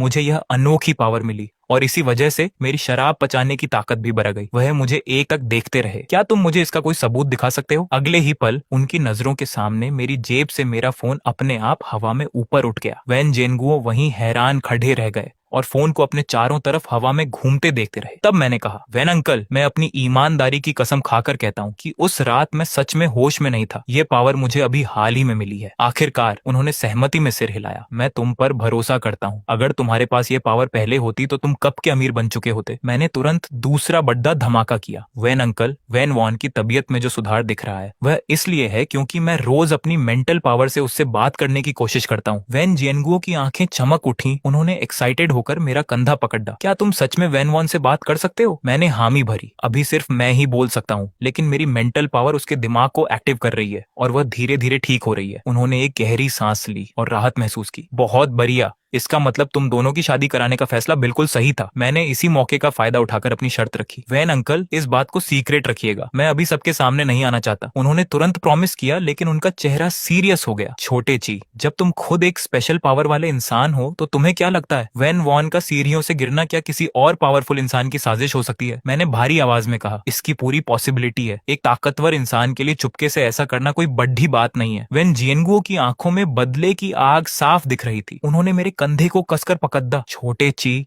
मैं तुमसे गुजारिश करता हूँ, जब तुम और ताकतवर बन जाओ तो उस असली गुनहगार को सामने लेकर आना। मैंने मजबूती से सिर हिलाया। वैन अंकल, भरोसा रखिए, आपके बिना कहे भी वैन वान के लिए मैं ये सच पता लगा कर रहूंगा, वरना अगर वो होश में आ भी गई तो वो लोग फिर से हमला कर सकते हैं। वैन जियनगुओ का चेहरा बदला और उन्होंने टॉपिक चेंज किया। अब इस बारे में बात नहीं करते। इन कारों में से तुम्हें जो भी पसंद हो वो तुम्हारी हुई। मेरी नजरें उन महंगी गाड़ियों पर घूमी और आखिर में एक पोर्श 918 पोर्श 928 पर जाकर टिक गई। मैंने मुस्कुराते हुए कहा, वैन अंकल, अगर आपका दिल बद्दा हो तो मैं यह वाली चुनूंगा। लेकिन वैन जियनगुओ के माथे पर बल आ गए। छोटे ची, ऐसी सुपरकार को संभालना आसान नहीं होता। तुम अभी नए ड्राइवर हो, क्या तुम इसे चला पाओगे? मैं हंसा। वैन अंकल, पहले शायद नहीं चला पाता, लेकिन अब मेरी मेंटल पावर आम लोगों से बहुत ज्यादा है। थोड़ा सा हाथ साफ करते ही मैं इसे आराम से चला लूंगा। वैन जियनगुओ ने तुरंत हामी भरी। ठीक है, फिर ये कार तुम्हारी हुई। आधे घंटे बाद मैं घर पहुंचा। गैराज में एकदम चमचमाती हुई पोर्श 918 खड़ी थी। मेरे पापा ची हाय कई हाय इस कार को देखकर अपनी आंखें फटी की फटी रह गए। बेटा, ये कार तो बहुत महंगी होगी ना? मैंने एकदम शांत रहकर कहा। आते हुए रास्ते में चेक किया था, लगभग 16 मिलियन की है। वैन अंकल के कलेक्शन के हिसाब से ये मीडियम बजट की कार है। वैसे पापा,